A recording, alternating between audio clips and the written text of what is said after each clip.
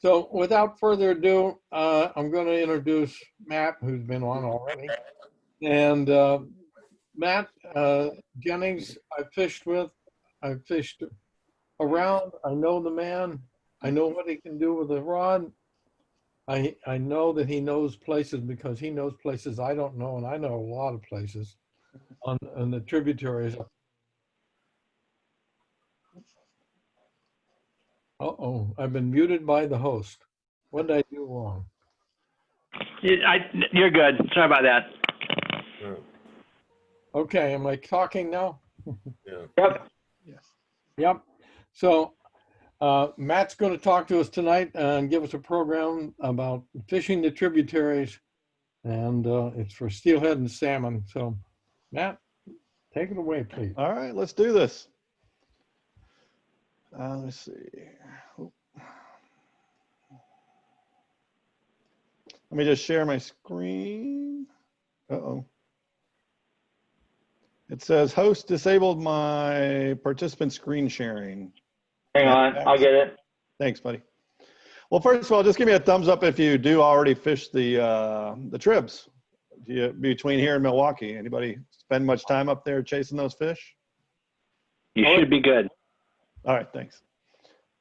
Yeah, I mean, I think it's like world class personally. So let me see here. Did I share with you yet? Let's see, there we go. All right, it should be popping up. There we go. There we go. That looks good. We getting there? Yeah, we can see it. All right. Let me go to present here. There we go. Okay, so I'll just say that how this came about a little bit was that I was talking to Jerry. Jerry was talking about who could he get to do a presentation on tributaries and stuff like that, being as it's getting into the season to start chasing those big fish around, patadromous fish, you know, fish coming out of the lakes. So what I did is I said, I actually have one of those presentations on my computer that I gave to the Anglers Club of Chicago last year. And so here it is. I updated a little bit and we'll see what you guys think. All right.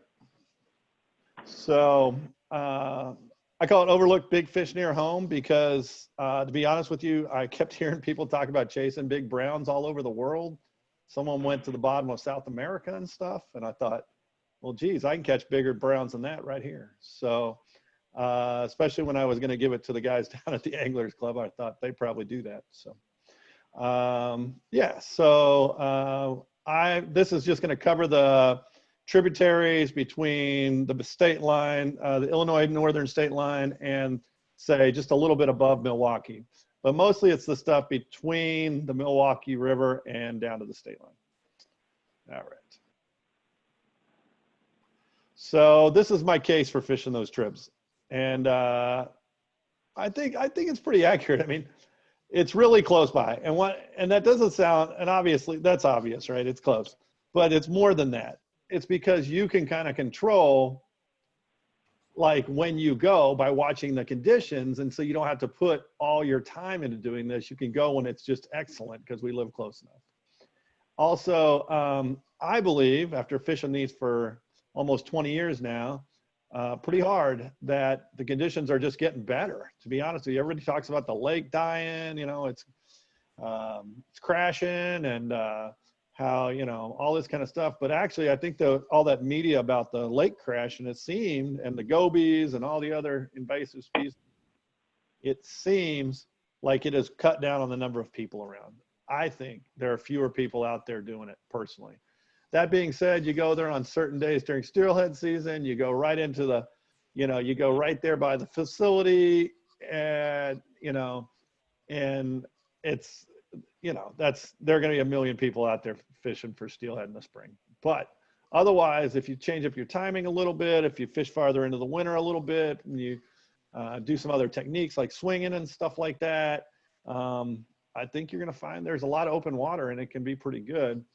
And, you know, like I said before, those fish are big.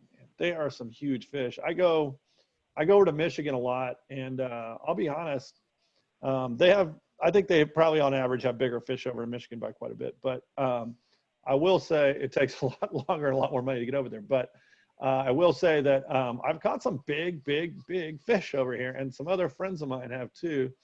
And if you don't believe me, here are a couple friends. Let's see. There's a big fish. That's a world-class brown right there. We taped that thing out. We went through all the different calculators. We think that thing's around 28 pounds.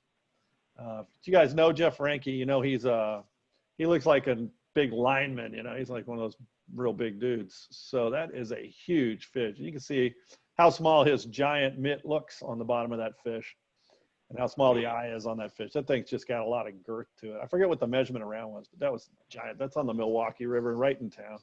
Easy to get to. And that season will be coming up in the next couple of weeks. So another reason to do this talk, man. Let's see. How about that guy? Anybody know that guy? Oh yeah.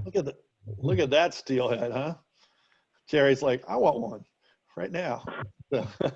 Yeah, no, Darwin caught this big giant stud with steelhead. I think it was about 3 years ago, something like that. I mean, you can see how little his hand is and how wide that fish is. That's a big fish for just going out for one morning. We didn't even spend the whole day. So it's kind of a nice thing.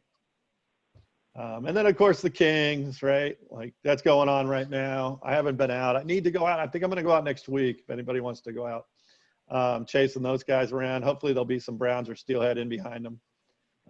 That's what I really like to do. But there's nothing like hooking into a big king. I mean, they'll break stuff. So, you know, I've seen plenty of 8-weights go in the trash after they've played with kings. So they're pretty cool, especially, you know, the real big ones when they're a little bit fresher. You get a new fresh push if we get some rain, and there'll be some pretty good fish around. And cohos, right?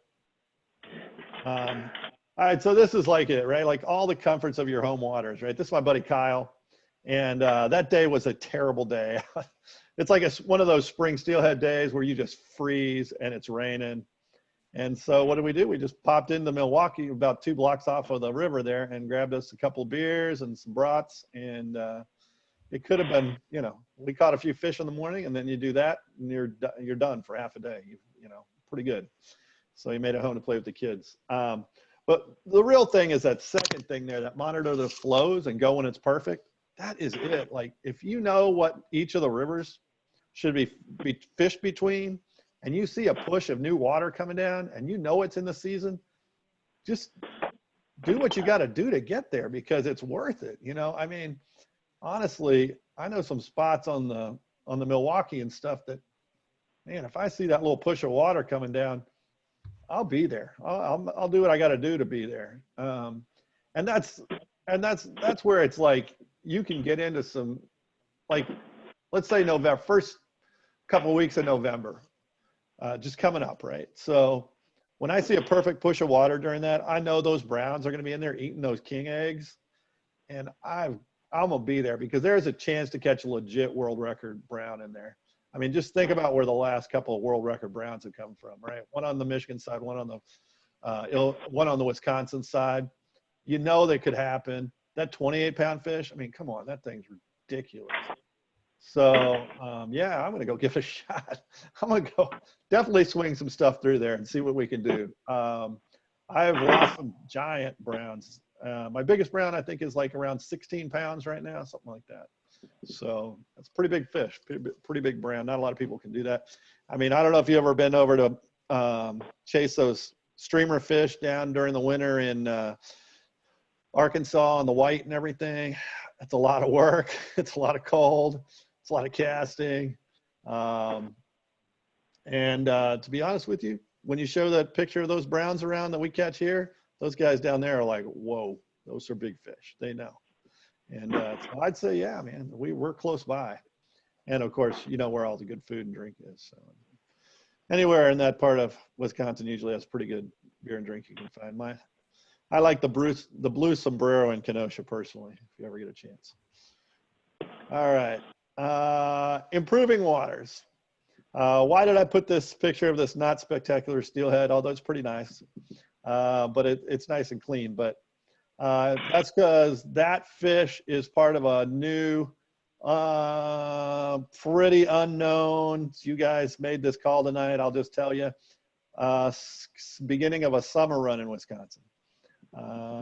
They're starting to kind of get a little bit later, and after the first push of fish in the root comes through, they've started having a later run of smaller steelhead showing up that ends up all the way through May, after everybody's kind of gone home. So I don't even know if Jerry knew that one. No, that's news for me. Yeah, I kind of am keeping that to me and a few friends. So anyway, but yeah, no, like I was saying earlier, I believe it's less crowded. I believe it is. I mean, I know it can be crowded right in the middle of the root, and I know, I was down there a couple days last spring when it was terrible, but generally people are pretty nice down there recently, and I haven't seen as many egregious things going on as you've seen in the past, towards the habitat, towards the fish, towards other people. So, and it's spread it out because they've created a little bit more habitat all around, and the habitat's improved, I believe. So, and I think the fish in general are getting bigger as they use those gobies for prey. And I know the kings don't, but I'm talking about those browns and those steelhead especially. I really think they're getting bigger on this side of the lake as they go more towards that food base. And so we've been catching some pretty big fish, pretty broad fish. I'll put it that way, long and broad. So that's pretty good. All right. And anybody know why I put this one on? Well, I guess you're muted, but I'll just tell you. That's because that guy moved to Tennessee, so we have less people on our streams. No, I'm just kidding. That's my buddy. But that dam is gone, right? Like on the Milwaukee. Remember they fought about that forever down there before Estabrook there? That dam's gone. They took that out. So there's just another improving habitat kind of thing going on. And remember how they used to just open that thing up and all of a sudden there'd be water and you wouldn't know why. And that's all gone. Those flows are stable now. So that's kind of cool. I always call it flushing the toilet bowl out to get the old Yeah. So, but it's by those flows staying all year round. Right now, we're getting better gravel. That's the main point of that, right? Like you get those flows real stable, just like everywhere. You get a better river out of the whole thing. So that's why that picture is in there. And then this is those late steelhead. These are what they look like. I don't know what they are exactly. I've been trying to ask the biologist whenever I get a chance, and they've admitted that they have been trying forever to get a summer steelhead run in Wisconsin, but these fish have started coming back, and we're catching them up by Quarry Park a lot, up in that area. And we caught this fish, I think, was caught all the way in the middle of May. So that's a lot later than we're used to, right? So they're smaller, but they're all right. And then just look how big this fish is. I mean, that's a pretty good fish for Wisconsin, right? So that's, I think we got something here. So if you haven't done it in a while, try it again. That's my point. All right, here's where we're fishing. We're fishing the Pike, Petrifying Springs part between A&E and then the mouth at Lake Michigan. I concentrate on Petrifying Springs nowadays. I used to always fish A&E. And I've never done any good at the mouth, but my buddy Randy put these slides together for me, and he does, so he put it on there. But if you're going to swing like a two-handed rod, you can do that at the mouth of the Pike. I don't know if you know that. So anyway, I'll just say, Petrifying Springs has had a bunch of work done to it and stuff. We'll get to that when I drill down on these. And so it's getting better too. That's another reason I think that the habitat's better. They put a lot of money in Petrifying Springs, putting habitat in. The Root River, everybody knows this river. I mean, obviously love it, hate it, all that. Obviously overfished pretty much. And then, let's see, Jerry and I took how many people over there one day and caught how many fish, Jerry? Oh, yeah, that was a good day.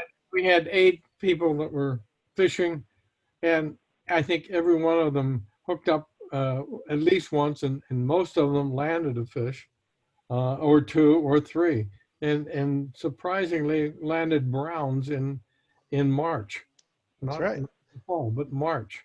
2 people landed the biggest brown of their life on that day. Oh my God, yes. They were big. I hope you have that picture on this. It'll come up. It'll come up. Yeah, that But one if you March. know that area, you know kind of where it's at, right? Like, you got the Island Park, Lincoln Park, Colonial Park, Quarry Park, and Horlick Dam, and you will never, ever, ever find Jerry at Colonial Park. So No, no, don't look for him. there. Don't go there. Don't go there, right? And then Oak Creek, I don't know if everybody fishes it. It's small, but man, is that a good fishery. And I'll tell you some reasons why you'll want to fish that. And then the Milwaukee River, that's really our big class river for me. Everybody wants to look at the root, but the Milwaukee's it's as close as we're going to get in the southern part of Wisconsin to getting over on one of those big Michigan rivers. It's got a lot of fish returned to that thing, and we catch a lot of fish on that thing. And so you can see the big thing, if you notice that, you got Hubbard, Capitol, Estabrook, Kletch. Everybody knows those, right? Like everybody thinks the fish stop at Kletch. Like they don't. So last year, big water year, you could go all the way up to Grafton and Thiensville and catch fish, catch steel. So just so you know.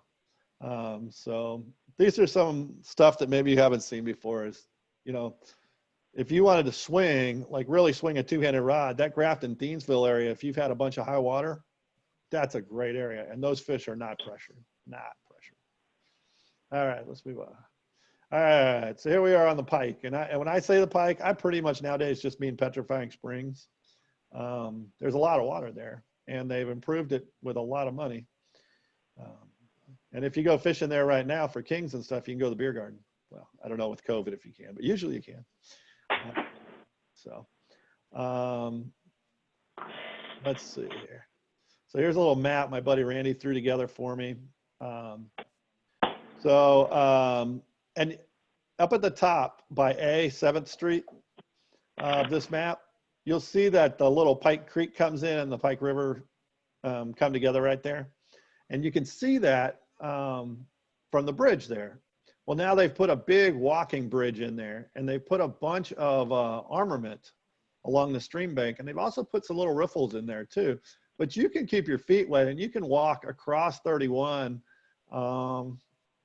pretty far. I've caught fish pretty far up there, and then people go up the other side pretty far. I've only done that once, and I see a lot of guys really parked out there during steelhead season. So, it's pretty nice. The main thing on that river, though, is you got to look for those flows. When they get above, he says 100, but I say like if they get above about 80, it's not real fishable. 100 would be pushing it pretty hard, but you can't fish it below 20. You could, but it's just like, you're just hooking fish. You're not fishing for them anymore. And I would even say 30 is more of a real flow on that. So somewhere between 30 and 80 or so is what I'm looking for on that, which it stays at during the spring most of the time. So you're good to go. It's good stuff. And then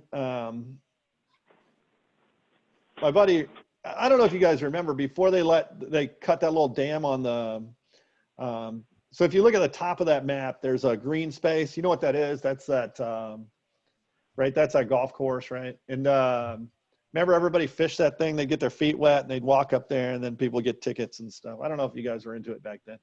Yep. They took a little dam out on the golf course, right? Good. And now you can get them up in Petrifying Springs. So that's like what it's, that's a deal. And people used to walk down those railroad tracks that are on that map and they'd go below E. I don't know if you guys ever did that, but that's trespassing too. And people would get tickets. That's not worth it. The landowners between A and E had enough finally. So as soon as they started kind of yelling at me and stuff. So I decided that I would just fish Petrifying. But a few guys I know still fish A and E because there's nobody there anymore. Nobody's fishing it. You can get to the bottom of, you can get to the, how would I put this? You can get up into that water above by using the school property too, and they generally haven't done anything to me over there. So There's some good water up in there too. Let's see. Let's see. Oh, this is the lower pike here. Yeah. Like I said, I don't really fish the mouth that much, but a lot of people do. A lot of people fish it. They can swing that pool when there's flow out there, and just above 32 and all that, there's really nothing going on. That's all like frog water in there. I've never done anything. They're like, I just never been able to do anything up in there. So this is Petrifying Springs Park. If you're looking at the slide, I think the number one thing you need to know is that it has restrooms. And they generally either have those restrooms open or they put a porta potty in. So that can be a really nice thing.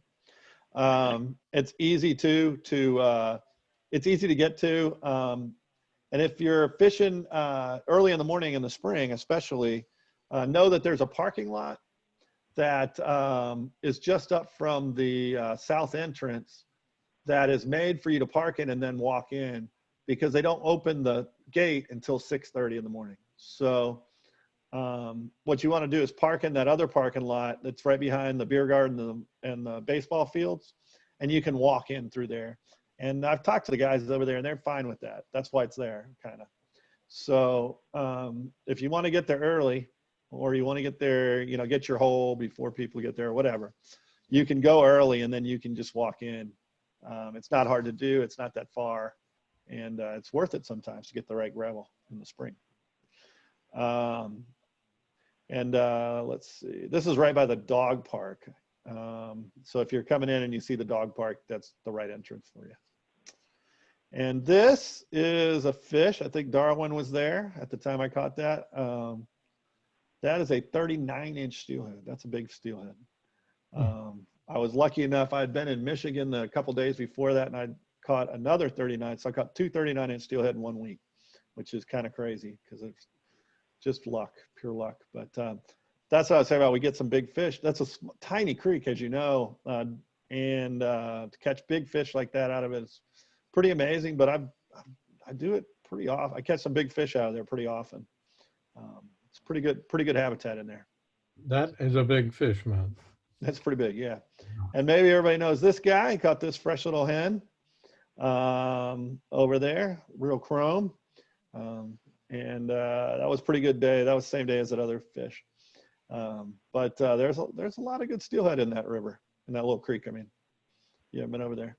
And they get a lot of king, surprisingly, over there. And it's good king fishing, especially when they get a new push in. I've gotten them to go after streamers quite a bit. It's tight. You can't swing, or you can't. It's hard to swing even a one-handed rod, but you definitely are wanting to use a 9-foot or lower rod on these guys. There's a lot of trees at this park, so yeah. This my buddy Randy who helped me put this together. That's him last year with a nice fish, and then we hit the beer garden. It was a lot of fun, and we caught a bunch of big, mature kings coming up. If am swinging just like a streamer through there, I'm always using like a chartreuse and white, big unweighted fly. This is that new habitat they just created. It's the top of it, actually. This is way up there at the top of the park, but you can see where that other creek comes in, and you can follow that up if you keep your feet wet and go across 31, or you can go north up there. And they've acquired a little more land, which is nice, it looks like. So last year was really tough, though. They were doing construction on new housing up there, and they have really made that muddy up through there. But hopefully this year will be better. So yeah, I don't like the new habitat the way they did it, but they did spend a ton of money, and TU put a bunch of money in there with the state and a bunch of other organizations, big groups. And it's got to hold more. It's got to hold some fish. It's got to hold some fish. I'm hoping this spring will be better. All right, let's go to the root. As long as we're taking this tour. So one nice thing I'll say is they put in these new signs everywhere. So when used to be people would say, oh, meet me at Colonial or meet me at Lincoln Park. I would never know where they meant exactly, but now with the signage, you can't really get it wrong. So that's good. And here, it's a whole different river. It's wider, it's slower, it's deeper. You fish it. All you have to do is get on that USGS, and you can make your own little USGS chart, by the way. You can put it on your phone. There's some apps out there that you can put in, but I just do it as I think they call it a widget or something on the USGS site. And I can just pull up anytime I want on my phone what the flows are for all the different ones I want. So I look for anything above 70, and like Randy says, and he used to guide on it, up to 500 you can catch fish. My best year ever was 2 years ago, and we took 49 fair steelhead out of there myself, and it was a high water year, and I did not see a lot of those fish. Most of the time I was just fishing blind, and which was great because not a lot of people were around, but the fish stay in the same spot. All right, so this is the upper root, right? Like 38, that's the dam, right? That's Horlick Dam. You can park right on top of it, but there are only like 3 or 4, I think there's like 3 or 4 parking spots, and then you get in trouble when you start parking where the restaurant was. But you can go down some stairs right there. Otherwise, you can go into Quarry Park and walk up. That's usually what I do. That upper root, especially like I said, later in the year, I really like it. Otherwise, it can get real crowded, but it's still not, lately it hasn't been anything like it used to be. I don't know, when you stop on that dam in the morning, you look down there, there'd be like 30 people down there. Nowadays, you might see 5 or 6 people down there. It's not the same thing, really. So I personally, I probably like Colonial the best, but, that's just me. Quarry Park can be good at times. That's the one that's got the, you can see that big open pit where they used to have the quarry there. And that stuff along in there down to the golf course. And that's all good water, actually. I wouldn't turn it down if someone offered me that by myself. I'd probably go see if I could find a couple fish in there. But there's, of course, great parking at the Quarry Park. Lots and lots of parking. So that's where I usually fish if I'm fishing the upper. The golf course, people started walking on it the last 3 or 4 years. I don't understand why. They used to always give tickets. I still keep my feet wet. But I heard, I don't know, a lot of people walk on it now. So I don't know if they've changed somehow, but we used to get tickets. So anyway.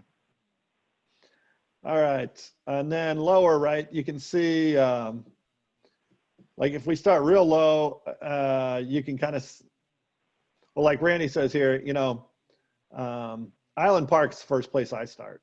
I don't think there's any real water at Cedar Bend or Clayton. I've looked and I don't see any good water to fish, and the rest of it's real residential. Island Park, I have done well on it. The one side, what would that be? The east side is better, I think, than the west side personally, but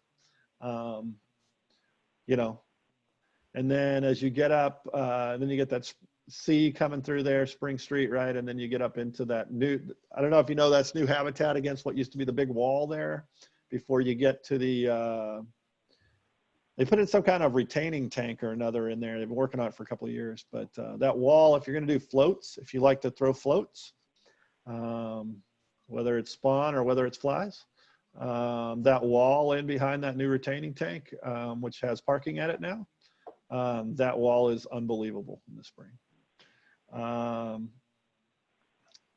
But yeah, other than that, I don't fish down there too much. It's especially Island Park. I find there'd be more people than it's worth, but the wall can be good at times. Hey, Matt. Yeah.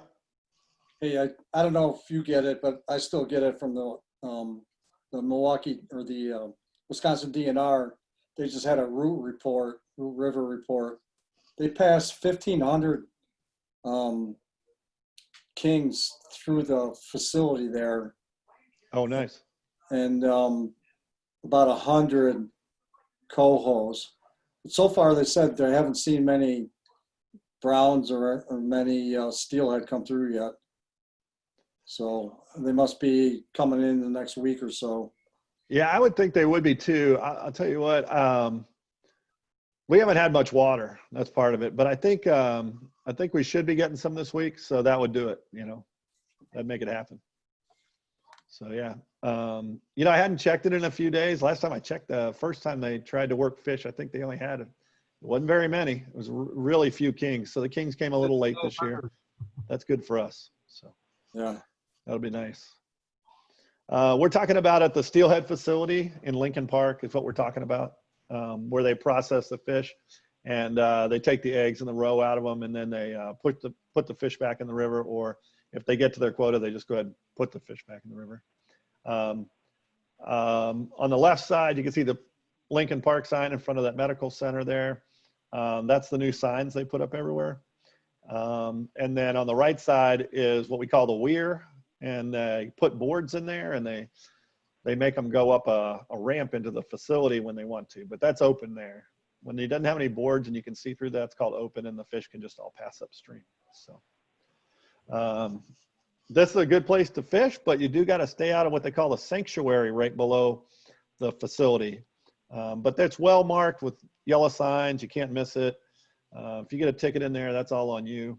But in the spring, that's where people line up right below it when they're capturing fish. So I like to fish above it most of the time, but you do got to check the report, right, Bob, that says whether they let fish up above it, and then you got to kind of, if they've got boards in that, if they've dammed off that little structure there you see on the right-hand side, then you really need to check and make sure that they're putting fish through, because sometimes they'll have it boarded up and the fish will be all getting in the holding tank, and so there won't be any fish above it. So that's the only thing. Make sure they've passed a bunch up there. Like now, there'd be 1,500 kings up there, so you'd be in good shape. All right, so this is this guy's first steelhead, actually, believe it or not. It's my buddy Ryan. He just moved out to Montana. Let's all cry for him. But that was his first fish, and he swung that fish up on one of his big streamers, so he was real happy. But I mean, I think anybody would be pretty happy with that as their first fish personally. So I think that was pretty good. That was in, where was that at? That was in Colonial. Yeah, that was in Colonial. I was trying to think, because he also caught one that day down below the bridge. So. Let's see here. Oh, here we go. Here we go. On the left is me up by the dam, up by Horlick Dam. And anybody would want to catch. I would like to catch that hen again. That's a pretty silver fish. That's an incredible fish right there. And then on the right is Rodney, can't remember his name, but he's a TU guy out of Nebraska. Yeah, right. Yeah. He's Got to take him out. Air Force guy, I believe, isn't it? He is a colonel in the Air Force, but he is a general in the Army Corps. Oh. So I don't know how that works.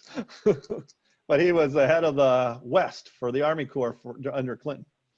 But that was the biggest brown he's ever caught in his life, and as you can see, he was pretty into it. So that was during the when they had the big regional TU meeting here last few years. Yeah, the rendezvous 2 years ago. Yeah, a couple years ago. He was pretty happy. He caught a lot of fish that day. He never stopped talking after he caught that fish for about an hour. Yeah, he still emails me because he's a nice guy, so wants me to come out there and check out Nebraska. But I think if I was going to Nebraska, I'd just go on to Colorado or Wyoming or something, But I'd stop and say hi. But anyway, that was Big Brown in, what was that, April, right? Yeah, it was late March. Late March, yeah. Why that brown was in there, still don't know. But anyway. It wasn't the only one. There you go. See, everybody likes catching into big fish, don't they? That was the same day. And you can just see there, people get big smiles when they get in these big fish.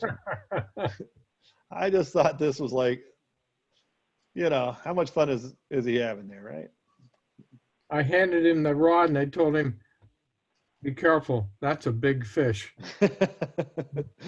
We never saw it. No, he had it for a long time, but he never did get to see it. But it was fun anyway. Left. Yeah. This is Mark, right? He's the TU Yeah, in the east. Yeah, they were. East Coast information of some kind Yeah, the national. for national. Yeah. And that's his biggest brownie set of all time. So, and he was with his buddy Taylor, who works for TU National, right? No, Mark Ritterbush. Taylor would. Taylor Ritterbush. Yes, yeah, that's right. Yeah, yeah. It's Taylor Ritterbush and Mark Taylor. That's who it was. You're right. Well, anyway, they'd been out on a bunch of different steelhead things all over the country, West Coast, East Coast, Great Lakes, all that. And this was the most fish they ever caught. So anyway, you can see we got some good fish. And then the kings in there get big, and they're on that same exact gravel. It's crazy, but at just different times, right? So there are 1,500 of those up there right now, I guess Bob said. So, this is that wall down on the root. Real famous. People will go, kind of get there early and space out in the spring and everything, and you literally throw your fly like right up against the wall and let it coast down. Especially I like to do it under a float there, just because I pop it off the wall and let it fall. But if you've never done it, it's worth doing. It's so accessible. It's so easy to find. And as I always tell everybody when they ask me, well, when's the best time to go fishing? I always say Tuesday, because if you can go there on a weekday, if you go there on the weekend, it's going to be a hard time. But probably the most popular spot on the whole thing. But this picture was actually taken in January on a day that came up and hit almost 60 degrees. And we ended up taking 2 steelhead that day. So I would also hit these places on the root at odd times. I would hit them in that later season after everybody thinks it's over for the spring. And I would hit it on warm days in the winter. That's what I would do. So, all right, Oak Creek. Oak Creek, I don't know if a lot of people fish this. Do you fish it at all, Jerry? Yes. Yes. Yeah. Short and sweet, like my buddy Randy put down there. And it's real small, and you can't fish it under 20 CFS. I don't care. You want to, it's not fair. It's just too small. And then up to about 70. Once you get above 70, 80 CFS, you're going to be in big trouble over there. I mean, it's not going to wash you away or anything, but it's just moving too fast. It's a fast moving freestoner kind of a looking thing. It's only a mile long or 3/4 of a mile long, something like that. And, but the fish very often are really, really fresh here. Oak Creek is a love it or hate it kind of stream. Anyway, Oak Creek is all within one park. It's just south of Milwaukee in the town of Oak Creek. And it's all in the Oak Creek Parkway. And it's all below this Mill Creek Dam or Mill Stream Dam or something. Anyway, but there is talk that they're going to put in a fish ladder, and they've bought up a ton of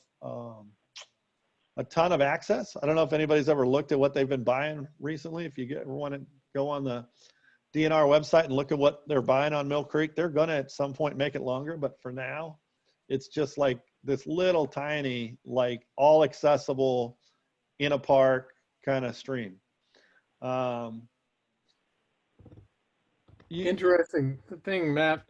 You remember in the springtime, you used to see all these cans of the Doughboys muffins or biscuits there along the side. People would use that dough to fish with. I remember. I haven't seen it lately, but used to. Oh be. yeah. Yeah. Now this is like one of those too that like I don't see quite as many people now, and if I do, they're all concentrated up by the dam. Yes. It's gotten great. I mean, it's been great for me. I think it's a great little stream, and you can fish this. I put this in for this is Darwin and Jeff, and this is how most people I take their feel about it. They either love it or they hate it. And there's not a lot in between. because it's either too small and they feel like they're in the trees all day, or they're into big fish. So there's no in between here, you know. But this is what I was trying to get at here. I mean, look at that fish, right? Like, so my buddy Randy used to guide on this stream also, and it was his fallback stream when everything else was blown out in the spring, right? Because it's what you can do here. But he feels like the fish come in and out of there all the time, like during the day even. And I mean, I guess it could be, but I mean, I know it's not very long, but he feels like they come in and out of there all the time. So you have all these fresh fish in there all the time. I have caught a lot of really fresh, good fish in there. I've had some epic, crazy days in there. But the most important thing is when everything else is blown out, just wait a few hours and Oak Creek will come back down and you can go fishing. And it's, if you see it drop from 120 down to 70, it's just go. I mean, it's going to be incredible. There's going to be a push of fish up there if it's during the season. So this is one of those things where you can watch that little, you know, watch the USGS site and then go. I mean, it's not that far up there. It's below Milwaukee. So, you know, it's right at the airport, basically. There's another nice little fish from over there. Also, we fish this in the winter a lot. When the goes up and down real quick, we'll jump over there and see what we can catch. And generally the ice comes off at first. So if we get a few nice days and the water drops and it was up real high, I'll definitely go over and check it out for sure. But it is skinny. It is skinny. It's little. And that's why I was like, it's just not fair to fish it below 20 CFS. You're just like hooking up a fish. I mean, it's just not really, I don't think it's a good idea.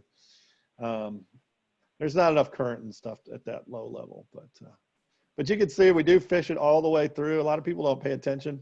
There's a bunch of old, I don't know if people know, there's a bunch of old lunker structures in there from back in the long time ago. TU did some work in there.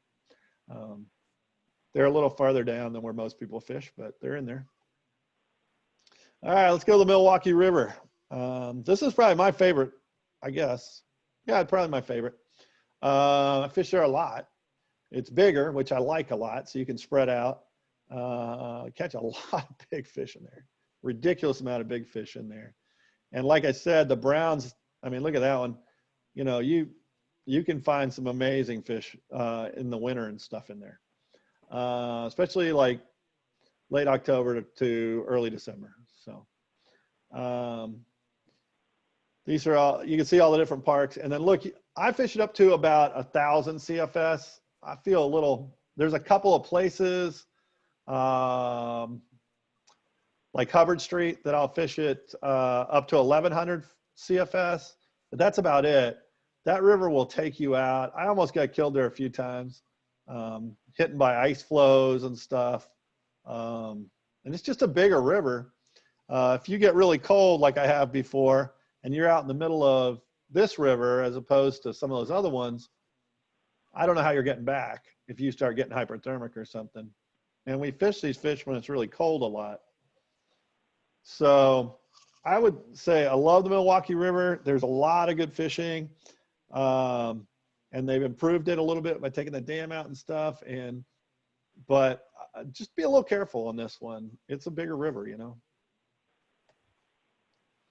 So the upper mill. So basically I started fishing this by just going to Capitol Drive. That's it. Nothing else. I would just go to Capitol Drive and I'd either go up or I go down. To this day, if that's all I did, I'd be up to my nose in fish most of the time when it's during the season. So if you want to do something easy, just drive up to the exit for Capitol Drive, just past north of downtown Milwaukee. Just hang east and go till you cross the river, and then turn left and park below in the first parking area there below the big radio tower. From there, you can walk down to the river, and mostly people like the water below the bridge, below Capitol Bridge. But if you wanted, my epicenter would be to try around Capitol Drive. So that would be the the easiest thing to learn this river. Plenty of water. You won't have problems. There's lots of water. A lot of people who are, let me put it this way. A lot of people take a lot of their time and focus it on the Estabrook Dam and the Kletch Dam. Estabrook Dam is actually just above Capitol Drive. And it's, if you see signs to their beer garden, it's right behind it. And it's really just a bunch of rocks that are piled up, or that are kind of, I don't know what they are, 5 or 6 feet tall there. And it stops a lot of the fish. And you'll see a lot of people below it fishing. I don't fish there. I never fish there. I've never fished there, I don't think. It's basically a natural falls. It is. Yeah, it is. It's an impediment to the fish going up. Yeah. Yeah. But I don't fish there because, one, it's like combat fishing. And two, I usually find the spawned out fish up there and kind of the not so great fish. I do fish the water all the way. There's a park you can look up called Hubbard Street. It has a tunnel you walk through and you go down. There's Hubbard, there's like the Hubbard Street Grill, I think, right there or something like that. There's a restaurant.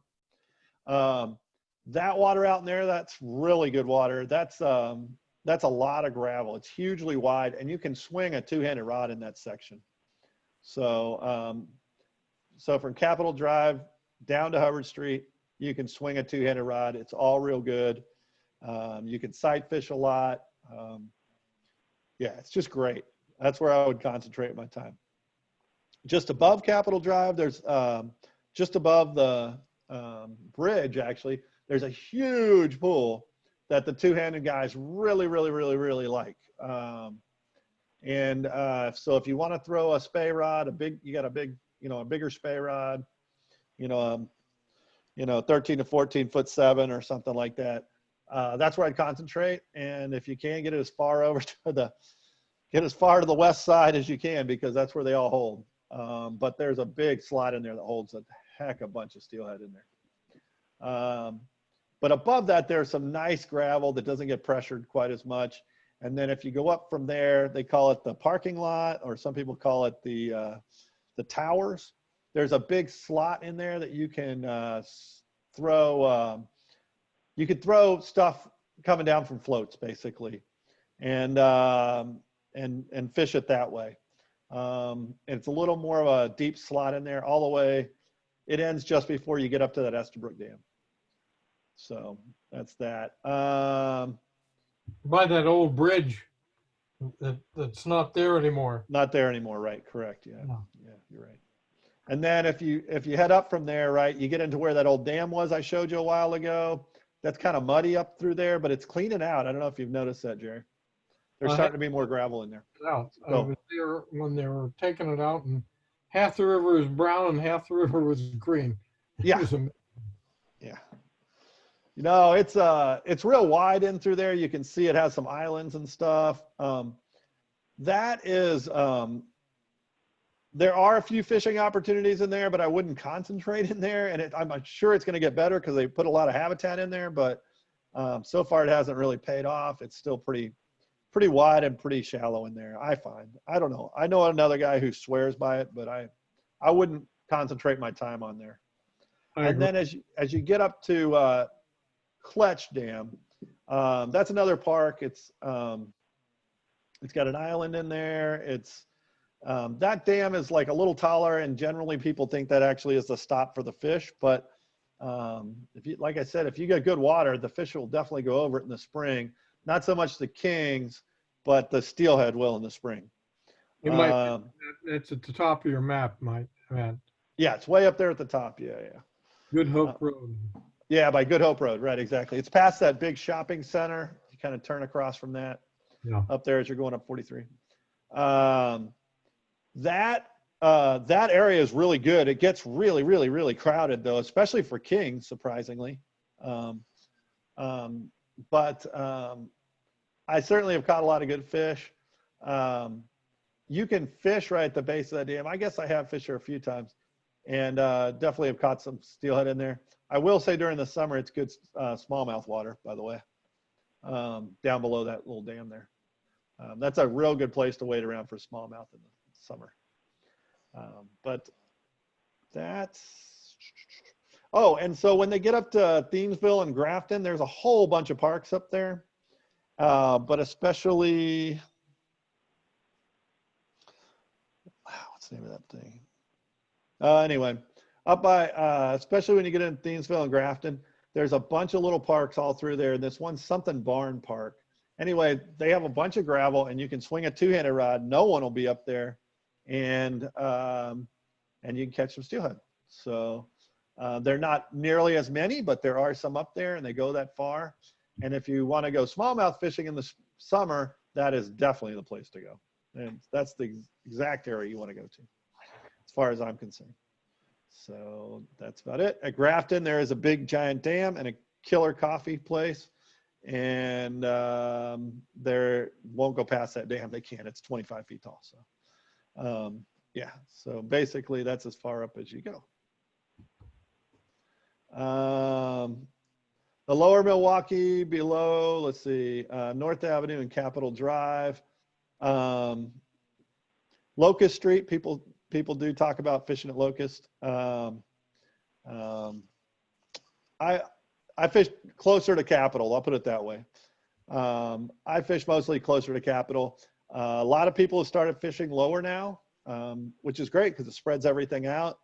The guy who put this together for me, Randy, lives right by there in Milwaukee, and he has started fishing a lot more below Locust to north. I haven't, I don't know, but he swears it's good.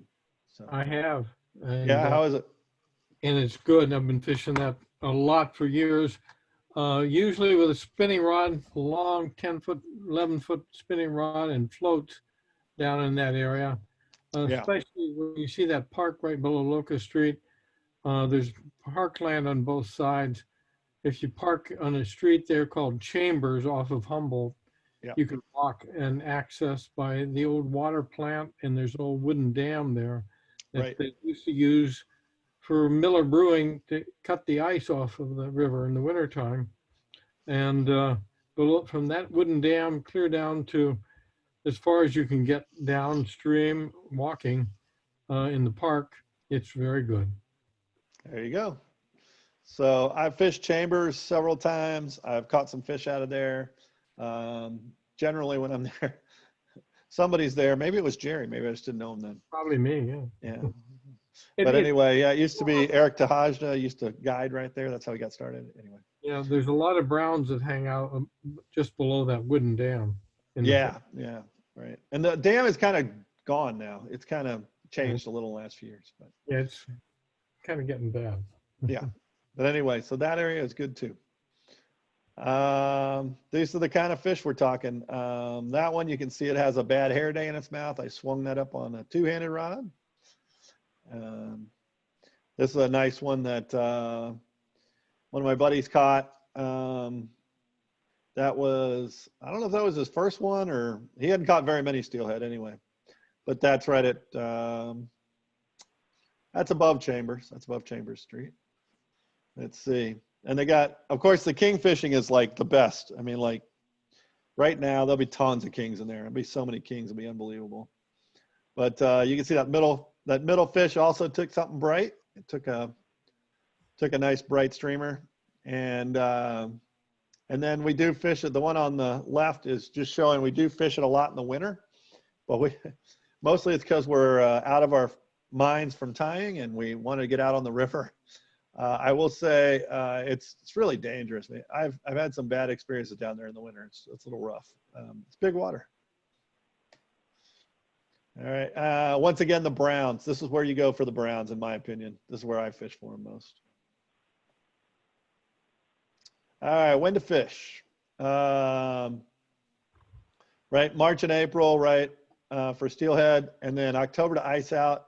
And if you're swinging for steelhead, if you want to throw a streamer and you want to swing for them, you don't want to throw eggs or whatever, now is the time, right? Like right now, like they're following up, eating those king eggs and all that stuff. But they're fairly aggressive right now. So now would be the time. And then, of course, salmon are on we're right in the middle of it right now. Generally speaking, I used to always say Columbus Day was the height of the salmon run. Matter of fact, we used to have a tradition of doing 3 straight days on the river there in Milwaukee for the kings. during the holiday there for Columbus Day. And that'll get through November. Of course, it's going to turn more and more towards the, it's going to go more to the cohos. It's going to go away from the kings and more to the cohos.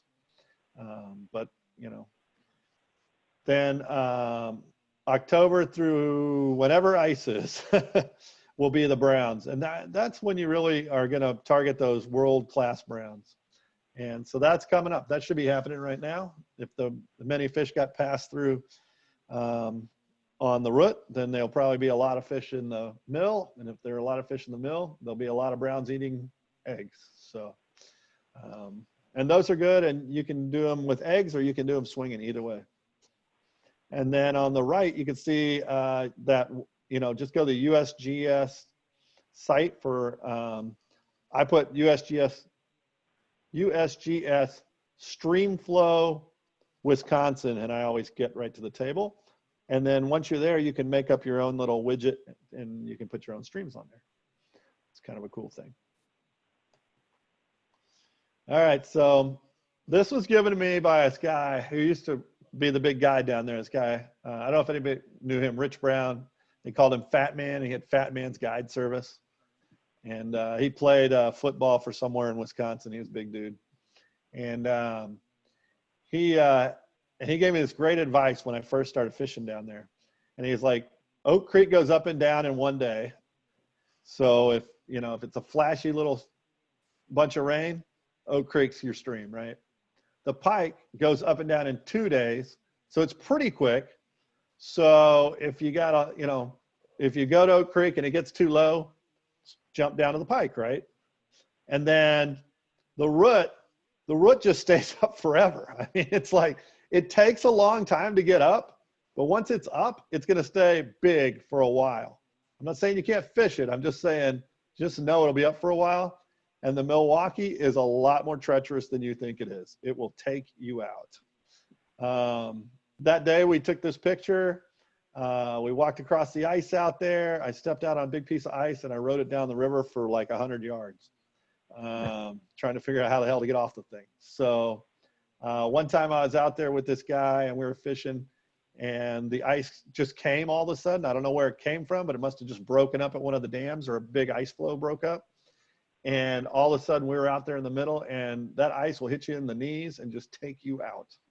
I felt pretty good about getting out of there. And I've also been on there and gotten a little bit hypothermic before, and it's really, really, really, really hard to get out of there when you're feeling that way. So just be careful is my point on the Milwaukee. Matt, may I offer, if you walk out on an ice edge, it doesn't break off the end. It breaks back from the bank and tilts backwards on you. Yes, it does. And it gets you that way. Yeah, it's hard to get past it, really.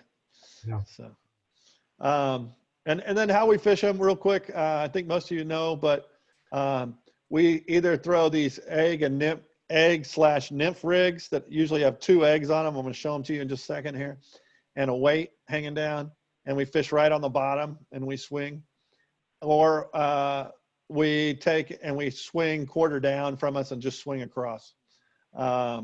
With big streamers. So this is that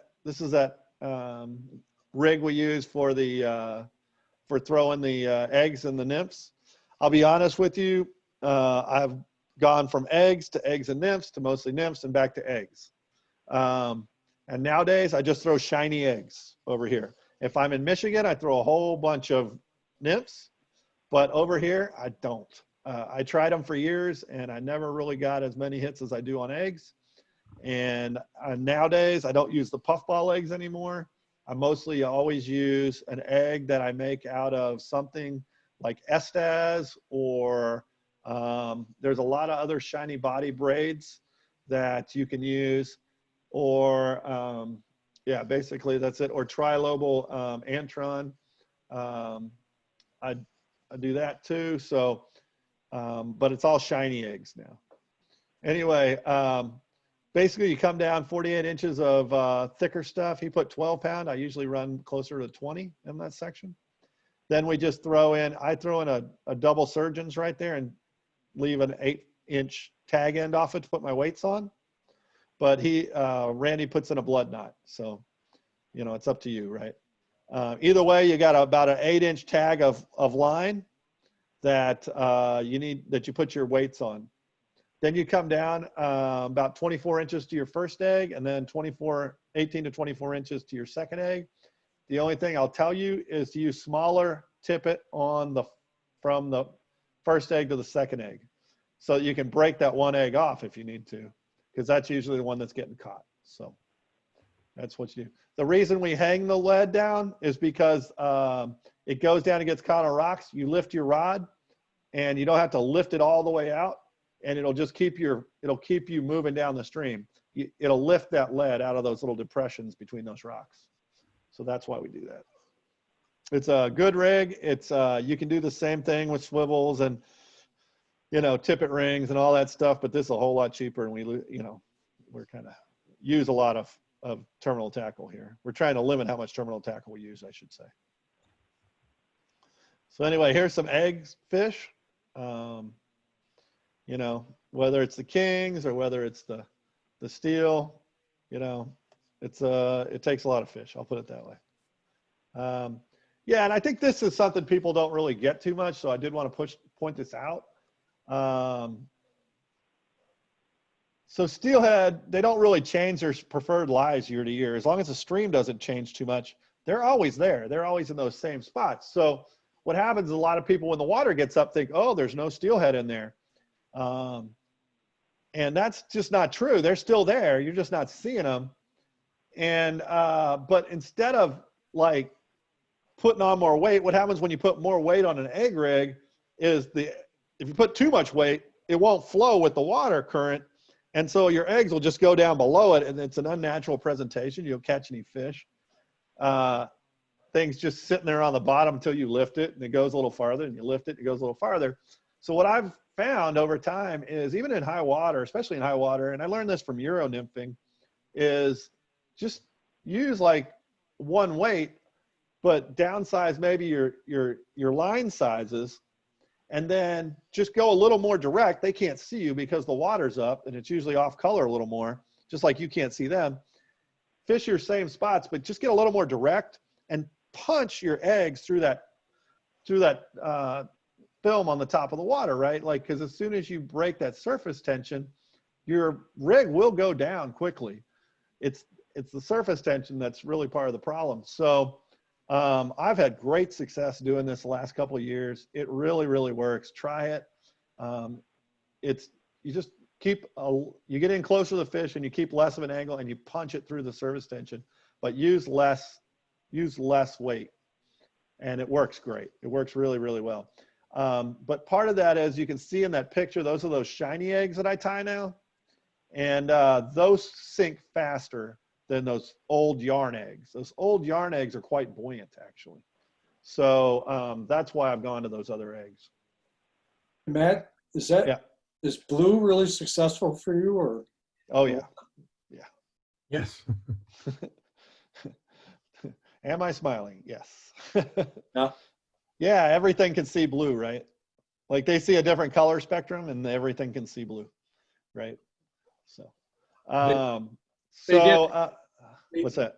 They did a test a long while ago, and I have it documented somewhere, but they put different colored eggs in an aquarium tank, and blue was the eggs of choice. Yeah, they work really, really, really well. Yeah, we used to tie one that was blue and orange, and we call it the bear's egg, and the people up there hated it in Wisconsin. So, yeah, blue and orange clown egg. We'd give it to, whenever somebody from Wisconsin wanted an egg, we'd always hand them those. They hated those. Anyway, so one more thing people don't understand about egg fishing. You know, if you catch that hen off the front of that, you've ruined your day of fishing. If you get in there right on the bed and you just go straight at that bed and take that hen right off of there, well, you've just done yourself in. You're really fishing those fish back behind her who are either fighting or resting. And so you really want to fish right behind the red. You don't really want to fish right at the red. I know it's really compelling to like throw right at those fish, but you'll have more success, I think, and you'll catch fish that actually want to eat your fly if you throw behind it. All right. That's my belief. That is my belief. So I hit that deeper water behind.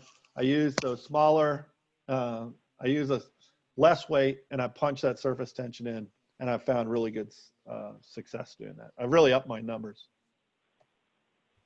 All right, swinging flies. So there's really only one river where we really swing for real, like where we have enough water, and that's the Milwaukee. But what we do, we just throw a sink tip on a weight forward line. Don't use a very heavy one. You don't need much. Intermediate's fine. We don't have enough deep water. I guess there's a couple of pools, but mostly over here we don't. You'll just be in the rocks all day if you get too heavy. But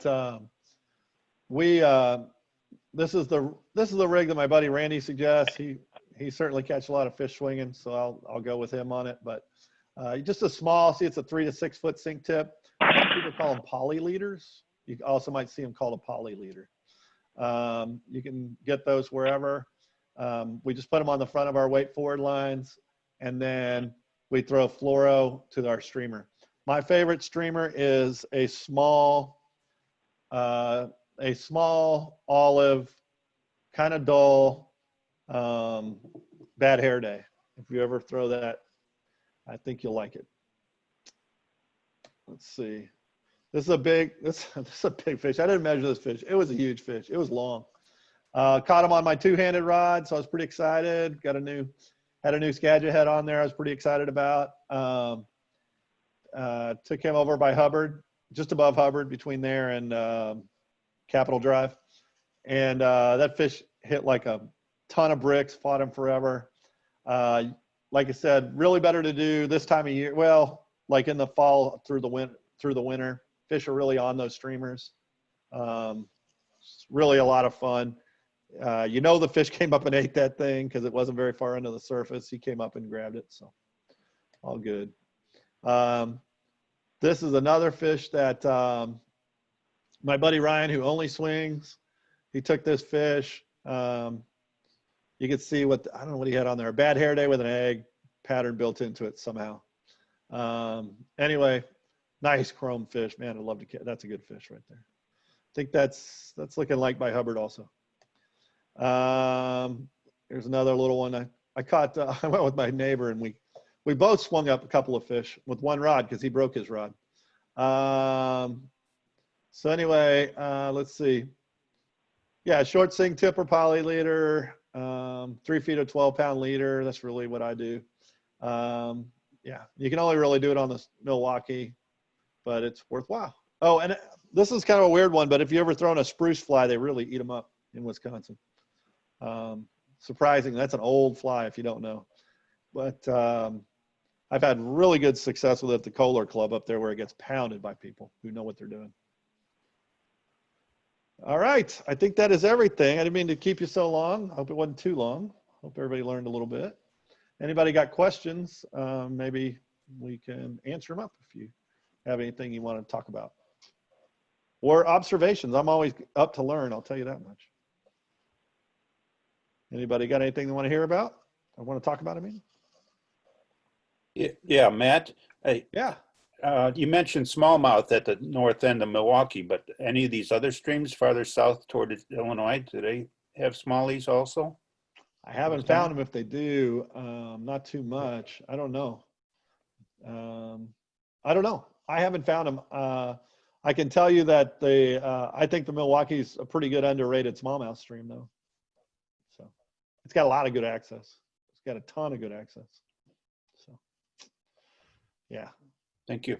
Yeah, you bet. Milwaukee's good for bass all the way from Milwaukee to, I'm not going to remember the name of the town now, West something. Alice? Up by where that Cabela's is up in that direction. Yeah. And there's numerous places along the way that you can fish, and it's always been good. Yeah, it's really good. And that Lime Creek Park, that's all good in there, all that stuff. Mm-hmm. but even farther upstream. Oh, even farther. You're Way talking, upstream. Way up. okay, yeah. And I can't remember the name of the town now, but it's probably 50 road miles from Milwaukee itself and Estabrook. Wow, there you go. Yeah. Yeah, no, it's pretty good, yeah. Anybody else? Anybody going to go out this year and see if they can catch a few? So one question on your swinging flies. What size hooks are you using for these bad hair days? You know, I don't throw a very big hook on those because I make them pretty small, and kind of like how you make your how you make them pretty sparse on your flies most time, Dick. I make mine pretty sparse too, but I'd say like a 4, maybe a 2. Not a big hook. Gotcha. Hey man, out of curiosity, what rivers do you fish in Michigan? Well, I'm lucky enough to have a really, really good friend of mine who takes me over on the Pier Marquette pretty often. And he's a member of a club over there, so that's kind of nice. But we fish St. Joe, Muskegon, all that stuff. I've fished quite a few of them. I like them. They sure got a plethora of good streams over there, don't they?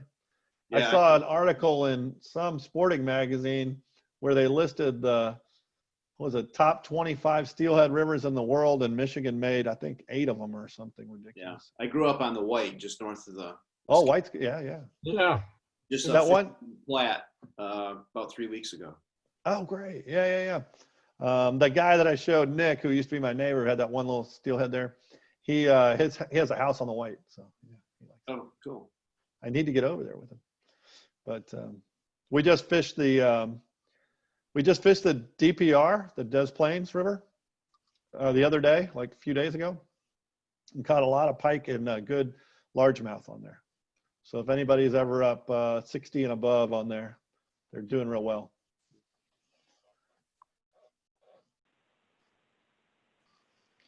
Well, I think that's it for me. Oh, Matt, thank you very much. I really, really appreciate you doing this, and I learned things, and you know how long I've been steelheading. So, Well, you know, I'm always open to go out fishing too. Anybody wants to, they can get a hold of me. yeah, that'd be nice. And I know you're very, very, very good man to go with. You're very sharing when it comes to tips, and I know you took me smallmouth fishing this summer, and I really appreciate that run. So. Well, that was fun. Yeah. And we do appreciate it. I hope we find a place to do our styles together this winter. Let's keep looking. All right. Sounds good.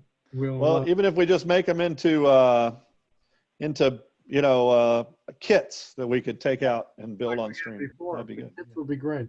Yeah. Yeah, that's all we need. Exactly. I hope we can do that. Mark may have something in mind. I'll talk to him tomorrow. All right. So for the rest of you, I know that you had to learn something tonight, and I hope you get out and do this. I know Matt has told you to be cautious on the Milwaukee, and he's right. But mostly be cautious when it comes to really cold weather fishing. Before that, if it's under 750 cubic feet per second, you're not too much in danger most places. Gets over that, you better know what you're doing. So there's a lot of good places there and a lot of good parkways. And I have never had any kind of confrontation with people up there. It's really not like the route used to be. It's very, very nice people that go there. I seem to enjoy being around the Milwaukee. I used to fish the route a lot in the 80s, and I find that the Milwaukee is just as pleasant as that was back then. Nowadays, everybody worries about the route. Well, it's getting better. Just like Matt said, everything is slowed down, and people aren't so much of a fish hog out there that it used to be.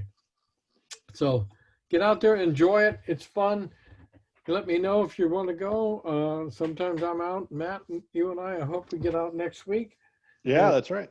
Anybody wants to go out, let me know, and maybe you can get hooked up with Matt and I when we do go. So There you go. anybody else have anything else going on tonight that they'd like to talk about? or any business we should finish up with? Now that everybody's on, I have your attention. And they all fell asleep. So I say good night to all of us. Board members, probably about the 28th of October, we're going to do a board meeting, and I'll be setting it up, and we'll do it on Zoom soon. We need things done. So Matt, thank you a lot again, and thanks for the good work we all did on the styles together. I loved it, and I hope That we was do good, yeah. progress. So good night, everybody. And Scott Lammers, thank you. Yeah. See you, Thanks Mark. for making this possible. It was a beautiful program, man. Oh, Thanks, thanks. Scott. All right, good night. Thank you. All right. Thank you very much. Okay, take us out, Scott.